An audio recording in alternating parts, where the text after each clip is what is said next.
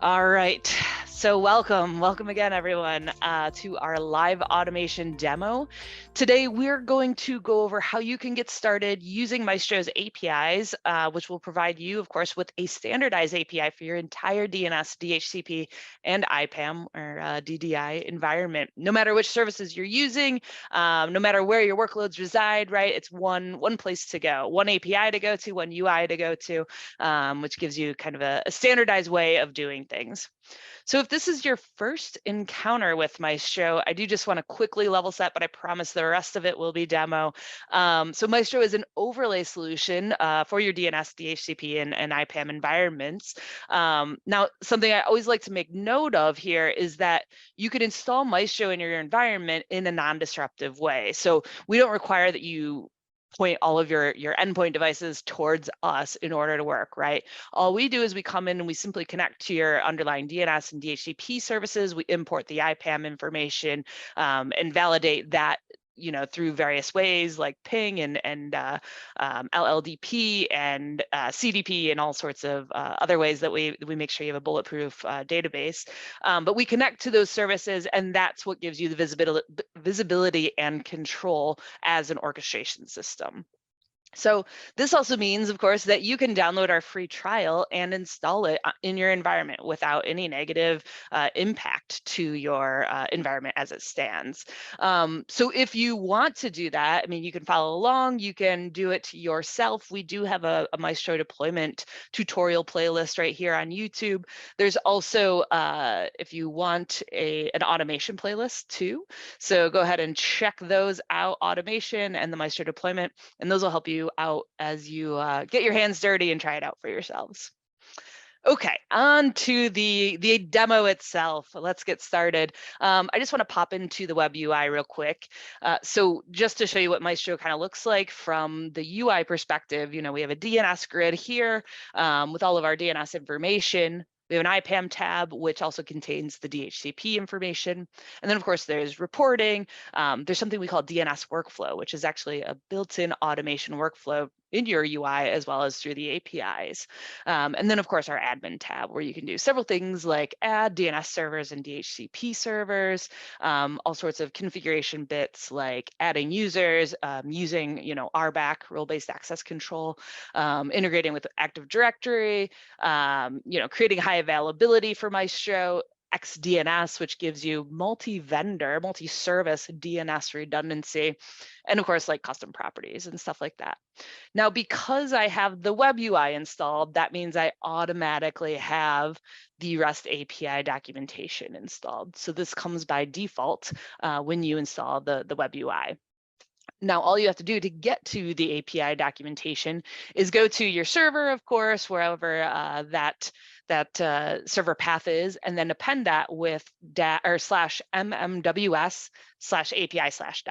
and then I'll get you to this API documentation. Now, what's great about our API documentation is that we actually have something called Swagger built right into the documentation. So Swagger, if you're familiar with Postman, so it's a way to interact with the APIs.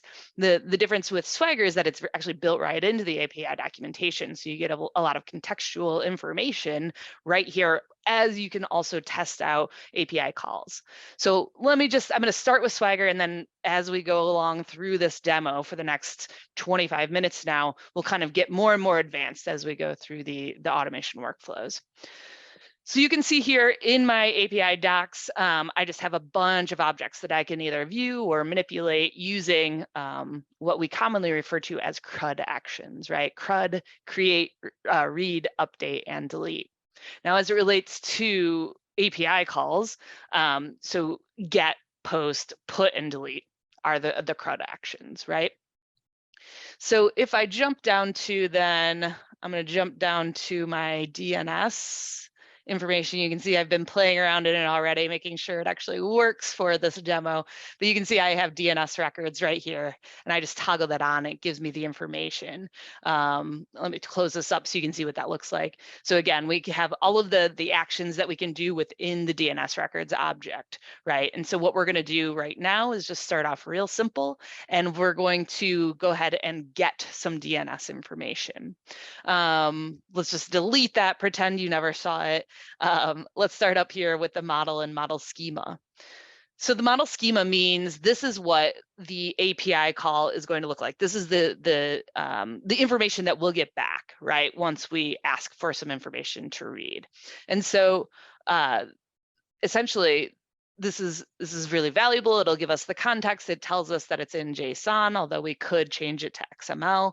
When we click on model, then we actually get definitions for what these different objects are, as well as whether they're optional. So we may or may not get these in response, depending on what we ask for. Now, up here you see that it's /DNS records / and then there's an object in curly brackets. What the curly brackets indicates is that it's going to require that we fill in some sort of parameter in order for it to return anything to us. And you can see that kind of, they nail that down here with next to DNS record ref, that is what is required, and we have to fill that in.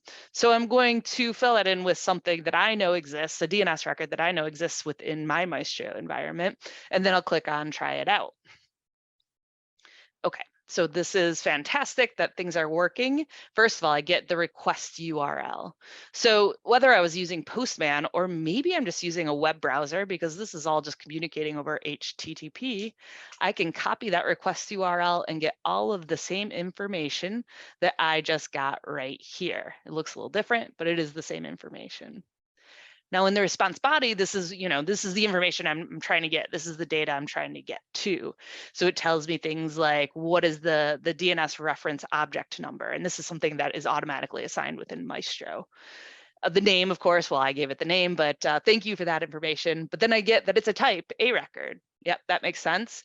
It's got a TTL of 3600. It's got an IP address of 10.13.0.10. Now, you'll notice that's next to data in this key value pair. Now, if this were a text record, let's say, it would return some sort of text that tells maybe it's some SPF information or something else, maybe just some documentation, right? It would return that text then. So whatever data would be appropriate for that type, that record type, that's going to be what it returns.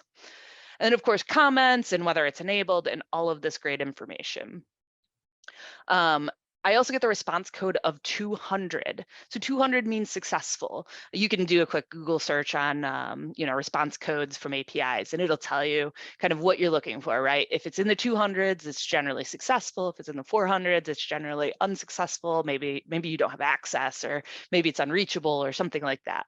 But 200 is a successful response code, so we're happy about that.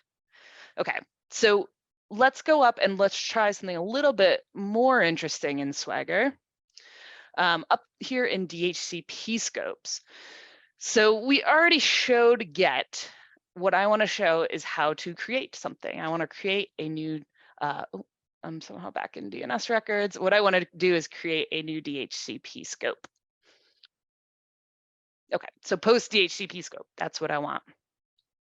Now, here I get some of the same information, right? The model schema.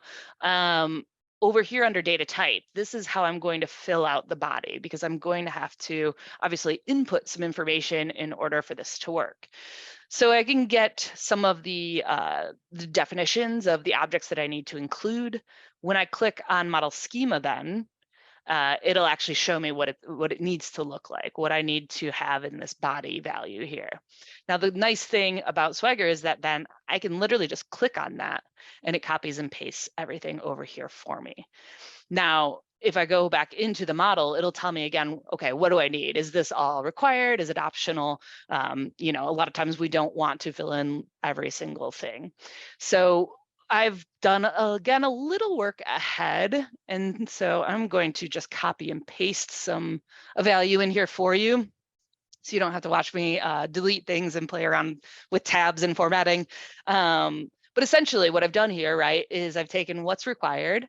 It is a type DHCP scope. That's what I'm creating. It's got a name. I'm calling it branch 1 closet, right? Whatever you want to call it, you can call it even just the 192.168.103.0 if you want to give it that name. The range ref, which is the DHCP scope range that I just said.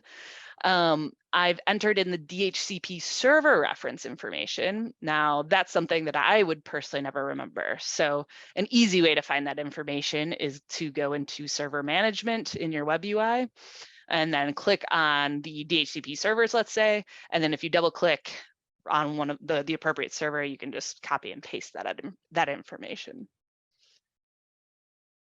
Okay. And then I have enabled true. Excellent. I do want the DHCP scope to be enabled when I create it.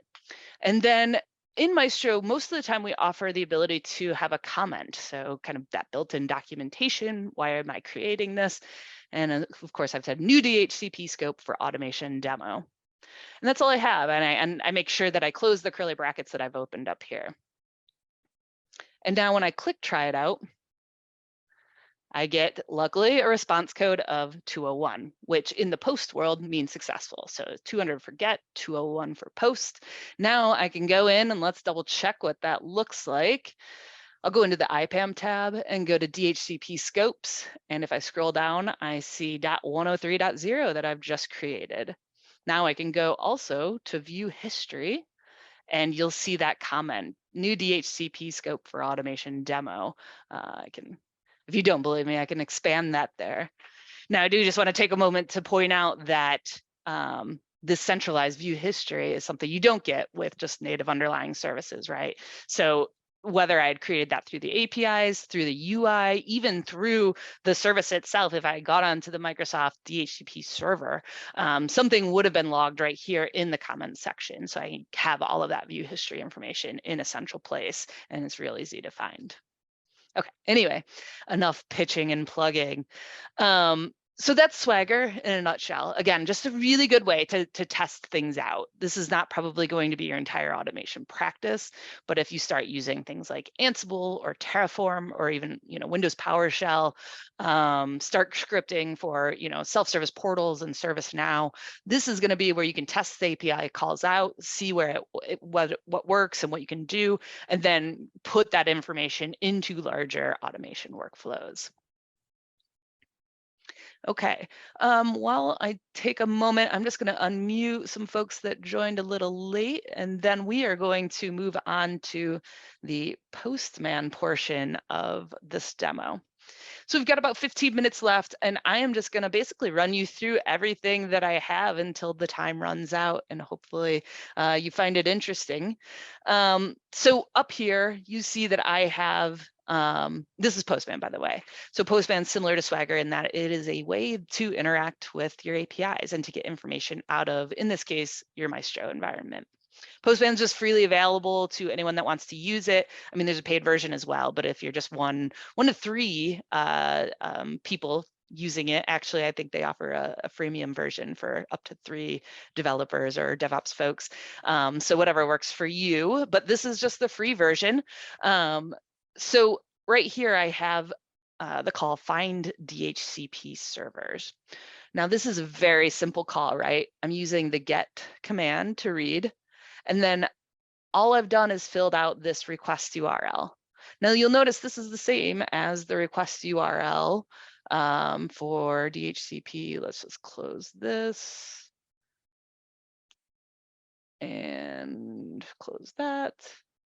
So DHCP servers. If I were to go into DHCP servers in my API documentation, it's literally just this information, right? If I were to, let's say, try it out here, I would get this request URL. So that mmws/API/DHCP servers, right? /DHCP servers. And that is exactly what's in Postman/DHCP servers with the API documentation, or with the API path, I should say. Okay. So now if I just click send, I get this information. It tells me what all my DHCP servers are, right? I didn't have to actually add any parameters. You can see there are no parameters in here. There's nothing in my body. It's just a really simple call. Now, that's not exactly what I wanted to show you. Sure, that's great. But what we can use automation for is also things like testing. So I've created some tests right here in this call. And I didn't write any of these, right? I don't know how to code in JavaScript. I'll be totally straightforward with you. I have no idea how to do that. So they offer these little snippets over here. And what you can do is just look for a snippet that seems like it'll work for you and click on it, and it'll copy and paste this information over. Now, this is really handy because then I can go to my public documentation for Micetro and, for example, see what are the possible states for my DHCP servers. So I know it can be the state okay, I know it can be unreachable, I know it can be service down, right? And so I've created these tests to check whether it's okay, unreachable, or down. And this is the only thing I filled out in this is literally this information. And in these quotes, it's arbitrary, whatever you want to call it, it doesn't matter. And then inside these quotes is where it has to match what the state would actually be. And again, that's available in the public documentation. So if I click on test results, well, you see failure, but it's actually a good thing, right? So it passed, DHCP service is okay. That means everything returned is a state of okay. And then it failed because I have no servers that are unreachable or down. And I can show this to you as well in the web UI by going back to servers and clicking on my DHCP servers, all platforms, and then you can see all my states are okay. So that checks out. Okay, so that is testing in a nutshell. I do just kind of want to show some basic Postman, calls, how we work with it. So for example, authorization is important. So you didn't see it, but when I got onto the Swagger, when I got onto the API documentation, I had to log into it, right? That makes sense. We don't want that just to open, but the web UI, you have to use a username and password. The same thing stands for using Postman or any other thing that requires access, right? So here I'm just using basic auth, although there are other options. And then I've put in my username and password. Now, what's nice then is if I go into these other tasks and I click on authorization, it will automatically actually just go to inherit auth from parent. So I don't have to do this every time and say, hey, here's the username and password again, right? That also means if I change the username and password, that it will, again, I only need to change it in that one place for the collection. So if I were to run get DNS record, then this is, again, kind of just redoing what we did in Swagger, gives me test automation. You see this up here actually, but you see it here in the query parameters. But what I did is I just copied and pasted the request URL from Swagger. Down here, it's important to note that I got a DNS record, or I queried for a DNS record, and I got IP information back, right? Which is great. I mean, yes, of course, that's the data, but then let's say we do a query for some IPAM information, anything that gives me contextual information between my DNS services and my IPAM information is going to be helpful, right? Because that's why DDI is so important. The way that we contextualize between DNS, DHCP, and IPAM, it gives us a fuller story of what's going on within our environments. And so this is always really helpful. Anytime we can kind of cross streams into all three, right? That's going to be great. So I did skip over this. So there's a couple ways that I can look for this test automation record. And you can see I created this request URL and it automatically filled out my query parameters for me. I didn't actually enter that in. In this request, I actually used the query parameters and it filled this part out for me. Excuse me. So you can do that either way that you want. The next thing, so create new DHCP scope. I'm actually going to jump down to our more advanced collection here.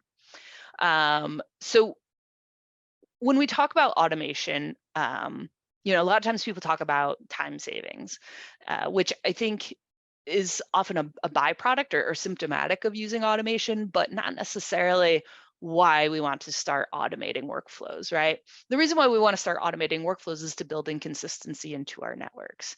An old boss that would start every pitch, right? That he would say, what is the safest or most stable time within a network? And of course, the answer is Christmas, because largely that's when, most people have days off. They're not touching the network. They haven't gone near it because like days before leading up to Christmas break, because they don't want anything to go wrong. Now, this is not a great way to run things. Like if our whole basis for building in reliability is just to back away slowly, like that's not sustainable. What we have to do is build in through abstraction and orchestration, through the use of automation workflows, we have to build in the ability to have underlying services, A, be fungible, and B, make migration a first-class citizen, right?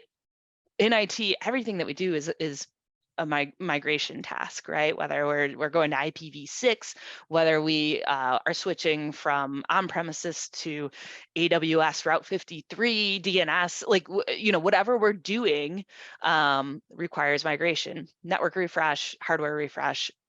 Everything is migration. So if we can make migration more of a first-class citizen and not have to be so worried about the risk involved, then we're going to be in better shape. And that's exactly what we're trying to do with Micetro, is just make things easy, standardized, consistent, and reliable, and so that you can do things. No matter what your underlying services are, you're not locked into those, and now you can manage them from the same place with a standardized UI or API. So anyway, okay, I'll get off my soapbox and I'll show you my collection here. So by the way, these in Postman, these kind of headings, I guess, title headings, are called collections. And then within them, we have workflows, right? Different API calls. And, I start with the get DHCP server info call. Now, the reason I started with this in this collection is simply that I needed to gather DHCP DHCP server information in order to create the rest of this workflow, right? I needed to know what the server reference objects were in order to do things like make reference to them, right? So DNS server reference 19, and I got that information through this get API call. Kind of going along the lines of building in consistency, what I've really done here is I've created a template for creating a DHCP scope. So this is all well and good for creating one DHCP scope, but if I need to create several, and maybe I want things like from .1 to .5 should always be excluded because .1 is my router and then .2 to 5 are my printers or whatever the reason, right? But I want all of my DHCP scopes to look the same way, again, because anywhere we can build in consistency, we're building in reliability, we're building in ease of troubleshooting, because everything looks the same, which is more important as we build these more complex environments. So I have all of these different tasks, right? So first I'm going to create a new range. What this does is actually create just a network, an IP range of 192.168.201.0/24. Now in Micetro, we have to create a range, and then basically we convert that range into a scope. If you're doing it from the UI, you can kind of skip that range step. It does it automatically for you. But if we're working through the APIs, this is kind of the order that we have to do things. So then we're going to convert to DHCP scope, and we're just going to, again, kind of make a post call to the /DHCP scopes, and then give it the information that you have provided either through Swagger, through the API documentation, or I'll show you later where you can easily get these exact API calls. Then I'm going to create a DHCP pool within that scope. So these are the objects can be served out, or the IP addresses that can be served out. And I'm also going to add exclusions. Now, if I make use of these variables, I can do this really quickly for several scopes. I can also make use of files, right? If I want a CSV file and import that, and then, it'll just create a ton of DHCP scopes at the same time, right? And that's what we're really after, right? Being able to do a lot of this all at the same time. And again, in a consistent way. Okay, so now I'm going to finally show you how to run this collection. Now, remember I said I just have that get call because I needed that information in order to build the post API calls. So I'm gonna uncheck that one, but then we're gonna run all of these in order through the use of the collection runner built into Postman. And you can see everything has passed, status code 201, that's wonderful. And then if we jump back in, let's go take a look and see what that looks like. DHCP scopes. And you can see I have a new 201. And again, I can view history. And I had comments, I don't know if you noticed, but I had all of these comments built in, right? So it tells me what happened, and of course when and who did it and all of that good stuff. Okay, so we only have 3 minutes left. So instead of running you through reporting, what I'm going to do is actually show you where you can find this information so you can easily just get these collections for yourself. If you get a Postman account for yourself, we have this right here in GitHub, if you're a GitHub user, and then you can just go to our Men&Mice Postman collections repo and get all of these, everything that I just showed you, plus a little bit more available to you. And these are automatically updated, so they should all be fairly useful. And we'd love to see you contribute to this too. It would be awesome to see users contributing to this. Like I said, we do have a free trial, so feel free to jump in and use that. You get full access to everything, so you'll be able to use the APIs. With that, I am going to ask for any questions. I think, unmuted most folks. We'll unmute a few more.